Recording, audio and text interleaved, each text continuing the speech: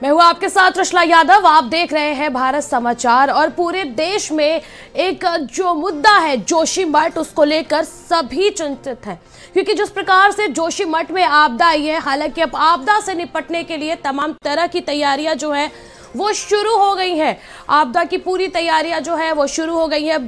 तमाम तरह के जो बचाव कार्य हैं अब जोशीमठ में जारी है, लेकिन दूसरी ओर तमाम तरह के जो सवाल हैं वो लोगों के दिल में खड़े हो रहे हैं।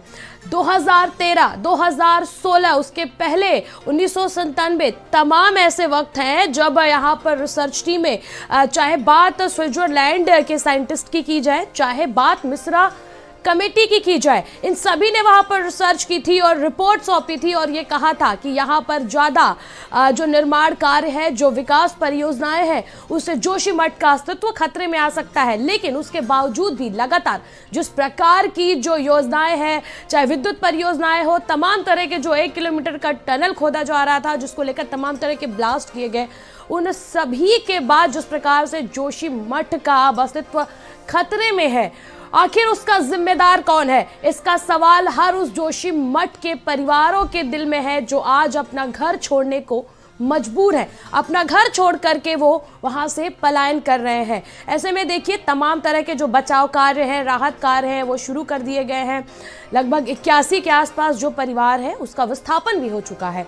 और आज जो सबसे अहम प्रक्रिया है डिमोलिस्टेशन की, जो बड़ी और ऊंची इमारतें हैं उन्हें ध्वस्त किया जा रहा है, उसकी भी प्रक्रिया शुरू हो गई है। तमाम तरह की जो टीमें हैं वो भी वहाँ पर पहुँच चुकी हैं।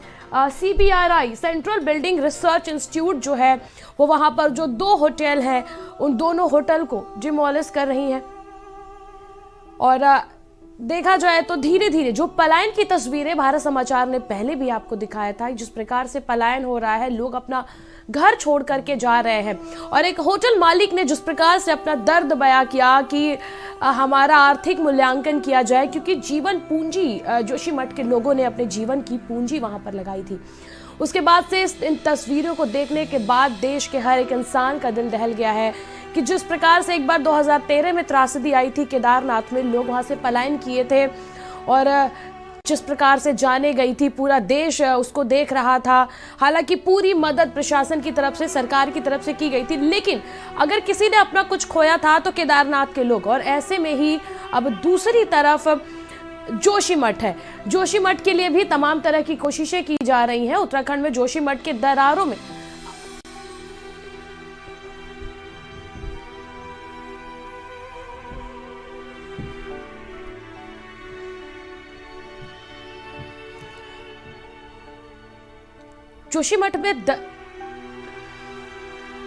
जोशीमठ में आने वाली दरारों के बाद अब आपदा से निपटने के लिए तैयारियां शुरू की गई है। प्रशासन की ओर प्रभावित इलाकों में बुलडोजर की कार्रवाई भी शुरू हो गई है, ध्वस्तीकरण की भी कार्रवाई शुरू हो गई है। लेकिन इन सब के बीच अगर किसी ने अपना कुछ खोया है तो वो जोशीमठ के लोग हैं। उन्होंने अपना अस्तित्व खोया है, उन्होंने अपना घर खोया है। किसी भी प्रकार की मदद, किसी भी प्रकार की जो योजनाएं हैं वो उनके दिल पर मरहम नहीं लगा सकती हैं, क्योंकि उन्होंने अपना घर खोया है। आखिर जिम्मेदार कौन है इसका?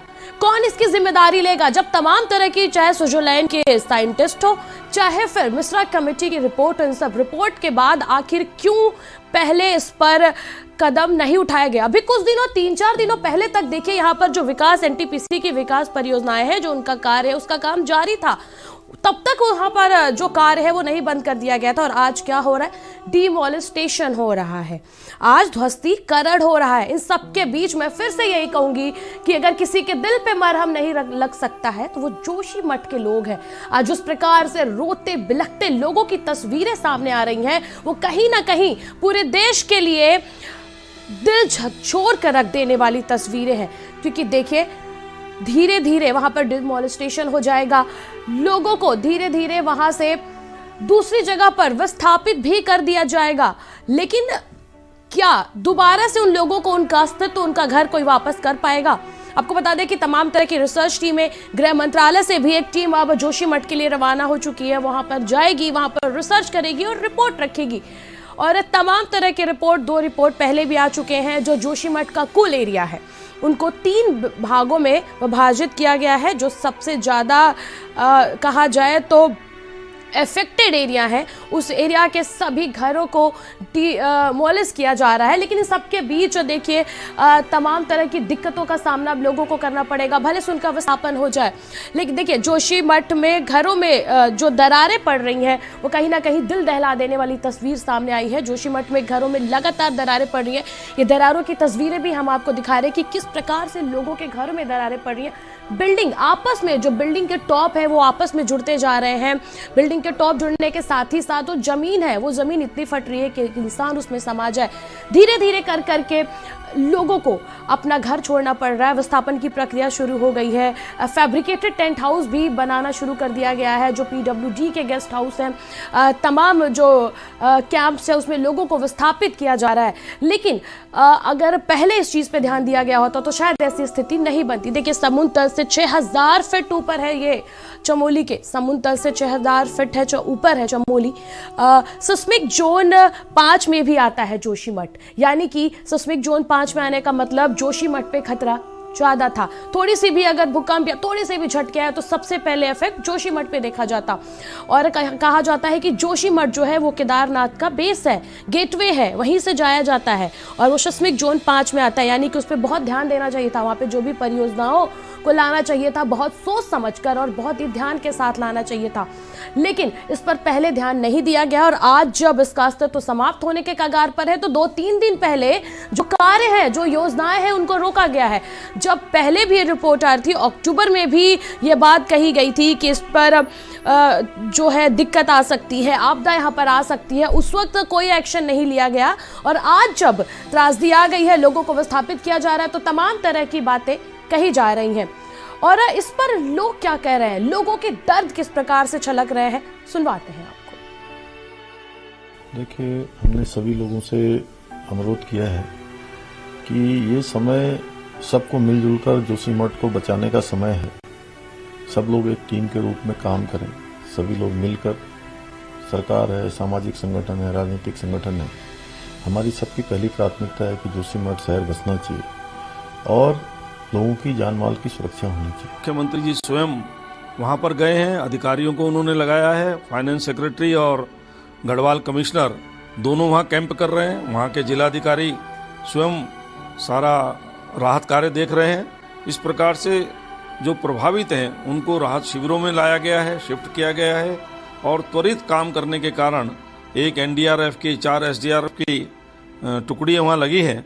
देखिए, जोशीमठ में जो हुआ है बहुत दुखद है, हम सबको इसकी बहुत पीड़ा है और वहाँ से लोगों को सुरक्षित स्थानों पर लाया जा रहा है, कैंप बनाए गए हैं, घर खाली करने पड़े हैं। मैं जानता हूँ किराए का घर छोड़ते समय भी आदमी भावुक होता है, अपने घरों को छोड़ते समय क्या गुजर रही होगी मैं अंतर्वेदना जानता हूँ। लेकिन मैं ये भी कहना चाहता हूँ, अगर आई गई कोई बात तो हमको पहले जीवन बचाना है, ये सब जुड़ जाएगा, सारी व्यवस्थाएं हमारी सरकार करेगी। एक central building research institute Roorkee की टीम आज यहाँ पर आ रही है, तो उनके गाइडेंस और सुपरविजन में कि कैसे एक सेफ और साइंटिफिक तरीके से जो भी वो बिल्डिंग्स डिटरमाइन करते हैं कि वो अनसेफ हैं और अभी उनका ध्वस्तीकरण किया जाना आवश्यक है, तो उसमें हम उनके सुपरविजन में कार्रवाई करेंगे। ये 2 होटल हैं जिसमें आज होटल मलारी इन को आज स्टेप वाइज डिमोलिश किया जाएगा। सबसे पहले ऊपर के पोर्शन को डिमोलिश करेंगे। इसके डिमोलिश करने का कारण यह है कि ये टिल्ट हो गए हैं, ये दोनों होटल एक दूसरे से बहुत करीब आ गए हैं सिंकिंग के कारण से, तो ये होटल कभी भी गिर सकता है। इसलिए एक्सपर्ट की टीम ने ये डिसाइड किया कि इसको डिमोलिश किया जाए।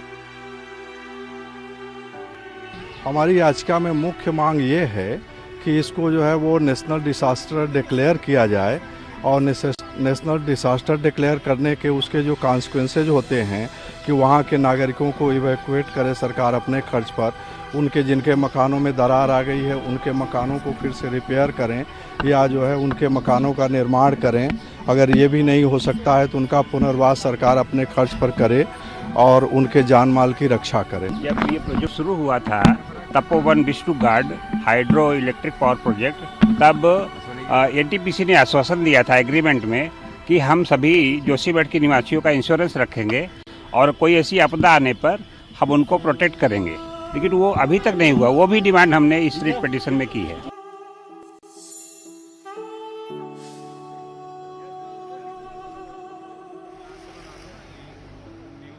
अस्तित्व को बचाना अब सबसे बड़ा टास्क जो है वो सरकारों के सामने है। लेकिन जिस प्रकार की स्थिति जोशीमठ में बन रही है उससे ये तो नजर नहीं आ रहा है कि किसी प्रकार से मदद की जा सकती है। लेकिन हालांकि जिन 3 जोन में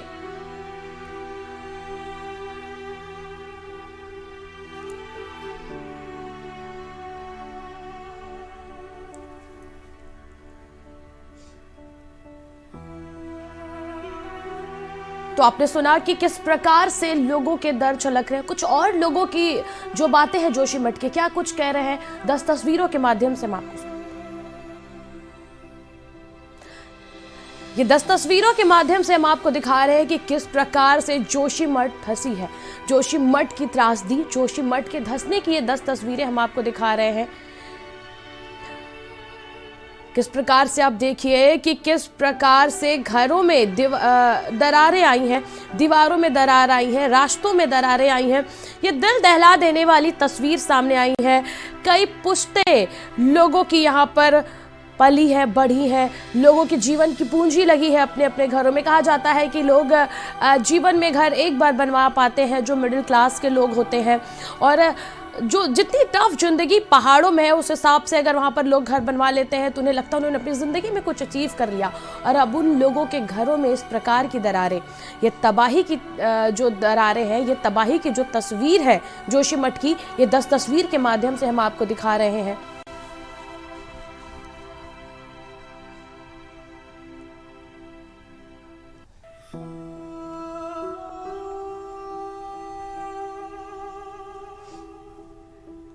और वहां पर 2 जो होटल हैं आज डिमोलिश किए जा रहे हैं, उसमें से एक होटल मालिक का दर्द सुनिए आप। सर मुझे तो ये बहुत तकलीफ है शासन प्रशासन, सेंट्रल गवर्नमेंट, स्टेट गवर्नमेंट से कम जनहित में अगर ये होटल तोड़ा जा रहा है, कोई बात नहीं, मैं शासन प्रशासन के साथ हूँ, जनहित में तोड़ा जाना चाहिए। जबकि मेरे होटल में तो आंशिक दरारें हैं, बिल्कुल होटल बिल्कुल सॉलिड है, लेकिन जहाँ जनता की बात है तो उसके लिए तोड़ लीजिए। कम से कम मुझे नोटिस दिया जाना चाहिए, मेरे आर्थिक मूल्यांकन कर दिया जाना चाहिए। और मुझे यहाँ काहे को रोक रहे हैं? मेरे परिवार को यहाँ मारने के लिए रोका जा रहा है कि हमको छोड़ दीजिए, हम चले जाते हैं अपना। तो ये मेरा आग्रह, मैं तो जनजाति का भी आदमी हूँ, मेरे तो देखिए जनजाति के आज प्रॉपर्टी पे छेड़खानी किया जा रहा है, लेकिन कोई बात नहीं, उसके बावजूद भी जनहित में मैं तैयार हूँ। मुझे मेरी आग्रह है शासन प्रशासन से मेरे आर्थिक मूल्यांकन किया जाए और मुझे निपटा दिया जाए, यहाँ से हम चले जाते हैं, हमने क्या करना सर यहाँ। आपने इस होटल मालिक का दर्द सुना कि किस प्रकार से अपने वो दर्द को बयां कर रहे हैं।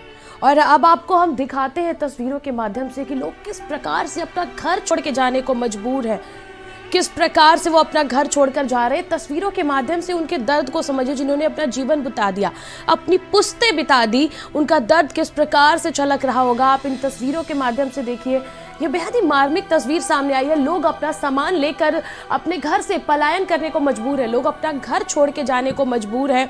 क्या इनकी गलती है? इन्होंने क्या विकास परियोजनाएं की मांग की थी? नहीं, ये उन तमाम लोगों की गलती है जो अंधाधुंध परियोजनाओं की परमिशन पहाड़ों में देते हैं, बिना रिसर्च किए, बिना जाने कि कितना पहाड़ किस प्रकार के परियोजनाओं को झेल सकता है।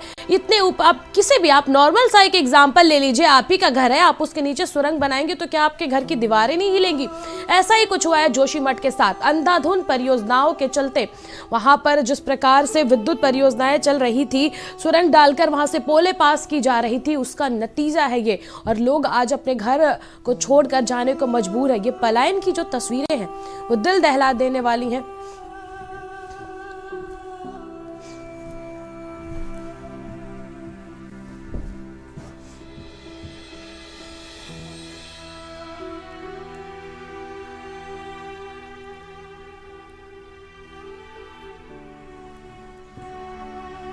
और आपको बता दें कि पूरी कोशिश सरकार की तरफ से की जा रही है। जर्जर मकान और निर्माण को तोड़ने की तैयारियां की गई हैं। पिछले दिनों तकनीकी समिति ने जांच के बाद अपनी रिपोर्ट दी थी। इसमें सरकार को तत्काल जर्जर निर्माणों को ढाने की अनुशंसा की गई थी। इन जर्जर संरचनाओं के कारण जानमाल के खतरे की आशंका जताई गई थी। जोशीमठ के दरारें लगातार लोगों को डरा रही हैं।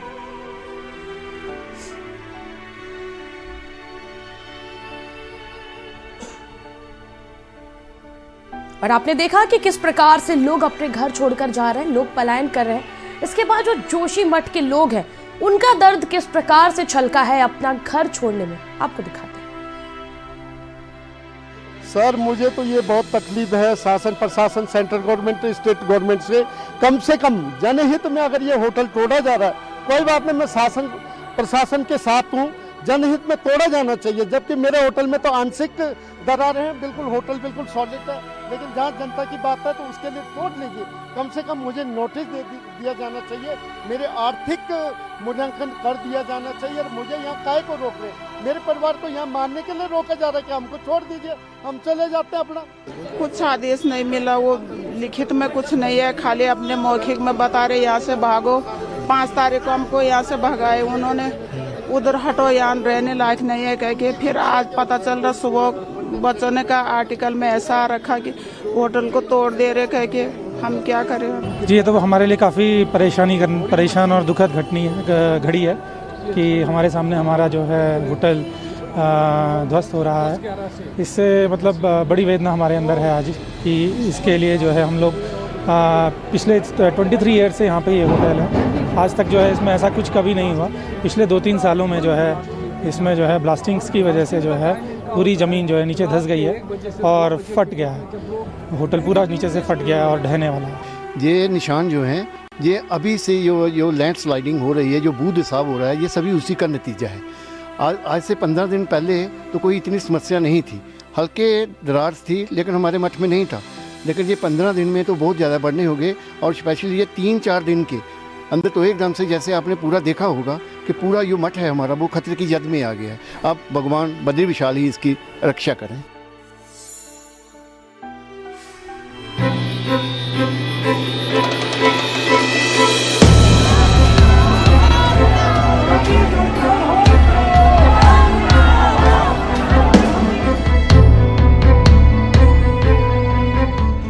परिवार इससे पूर्ण रूप से प्रभावित हो चुके हैं और 15-20 मकान है तो जमीन दोज होने की कगार पे है। यहाँ पे जो मंडी परिषद, मुख्य कारण इसका जो है मंडी परिषद की ने जो यहाँ पर अंधाधुंध जेसीबी मशीनों द्वारा खदान किया गया, उसकी वजह से ये सारी जमीन के यहाँ पर फंस रही थी।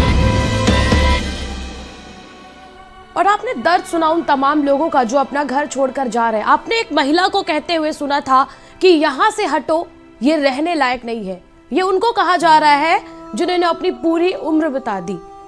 उस तस्वीरों में आपने देखा कि किस प्रकार से वो बुजुर्ग है और किस प्रकार से वो कह रही थी।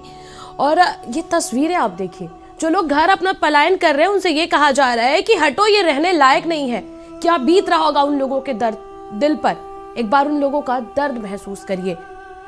आज खाली कराया जा रहा है, पलायन कराया जा रहा है। केंद्र सरकार से लगातार ये उम्मीद की जा रही है कि इसको नेशनल डिजास्टर घोषित किया जाए और लोगों को मदद दिया जाए। लेकिन क्या उन लोगों को उनका घर वापस दे जा पाएगा? क्या उन लोगों को उनका घर वापस मिल पाएगा? उन्हें ये कहना बहुत आसान है, हटो, ये रहने लायक नहीं है। उन्हें ये कहना बहुत आसान है कि हटो, यार रहने लायक नहीं है। लेकिन उनका दर्द एक बार आप सोचिए, क्या अगर सरकारों ने पहले ये कदम उठाई होती तो इस प्रकार की जो स्थिति है वो बनी नहीं रही होती। जोशीमठ के घरों में देखिए अब लगातार दरारें पड़ रही हैं, लगातार जमीन धंस रही है जोशीमठ की। लोग अपना घर छोड़ के पलायन कर रहे हैं, अपनी जीवन की जमा पूंजी, अपने बिजनेस, अपने कारोबार को छोड़कर, अपने घर को छोड़कर लोग पलायन कर रहे हैं और उन्हें वहां से अलग विस्थापित किया जा रहा है। कुछ लोग खुद से ही पलायन कर रहे हैं, अपने सामान लेकर के खुद जा रहे हैं।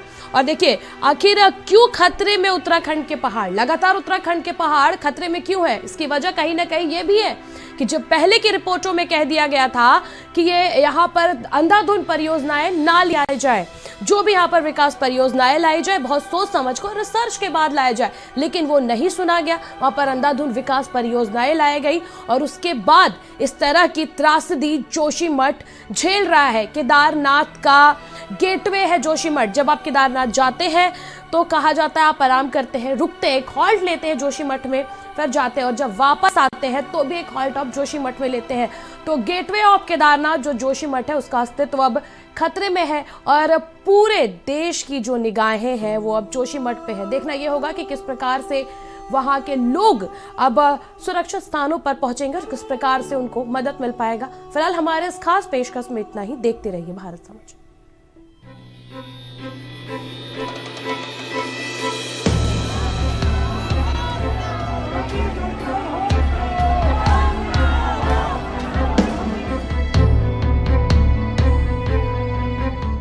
परिवार इससे पूर्ण रूप से प्रभावित हो चुके हैं और 15-20 मकानें तो जमींदोज होने की कगार पे है। यहाँ पे जो मंडी परिषद मुख्य कारण इसका जो है मंडी परिषद की ने जो यहाँ पर अंधाधुंध जेसीबी मशीनों द्वारा खदान किया गया, उस वजह से ये सारी जमीन के यहाँ पर